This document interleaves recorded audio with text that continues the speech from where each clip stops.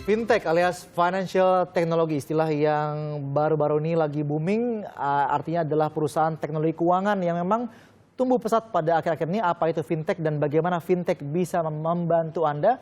Sudah ada Teguh Aribowo, pendiri dari pinjam.co.id yang juga salah satu pelaku dari industri fintech.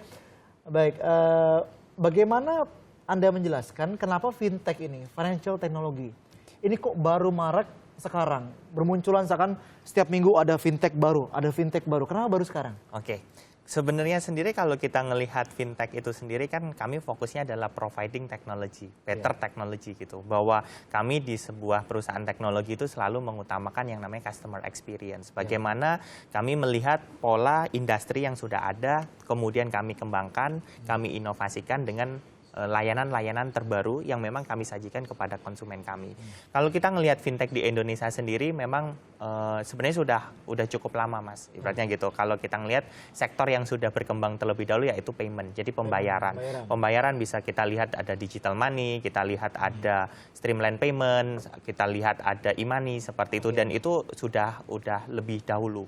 Kalau kita ngelihat sektor yang kedua berkembang yaitu lending ataupun deposit itu sendiri. Pinjam-pinjaman ya? Pinjam meminjam, seperti itu. Kita ngelihat 1 sampai 2 tahun ke belakang kami launching juga seperti pinjam.co.id, kami launch di 2015. Jadi April 2015 kami sudah mulai operating.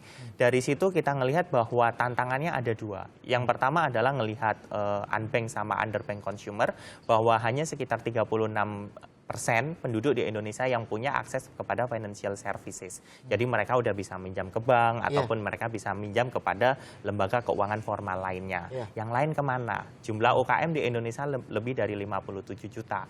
Kemudian siapa?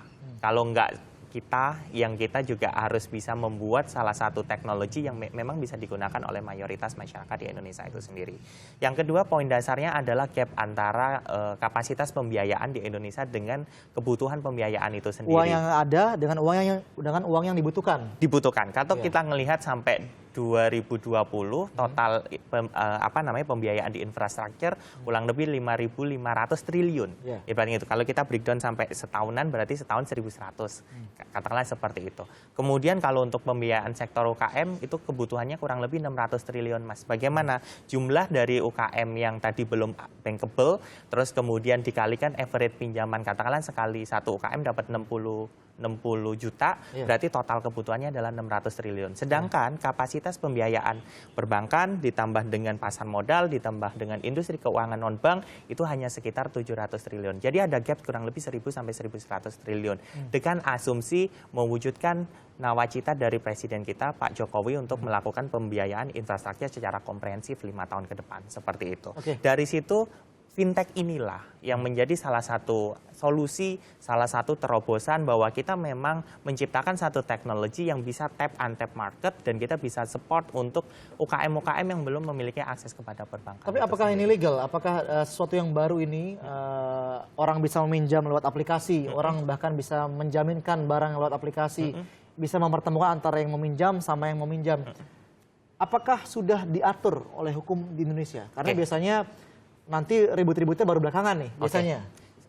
Pertanyaan yang menarik kalau terkait dengan legal ataupun license itu sendiri, seperti yang kita lihat gitu ya, untuk fintech sendiri belum diatur dan belum diawasi oleh Otoritas Jasa Keuangan. Kami senantiasa di Asosiasi Fintech Indonesia maupun Amfesindo, kami menjalin hubungan baik dengan Otoritas Jasa Keuangan untuk bagaimana sih terkait dengan customer protection, bagaimana sih dengan perlindungan konsumen. Tapi OJK sudah tahu?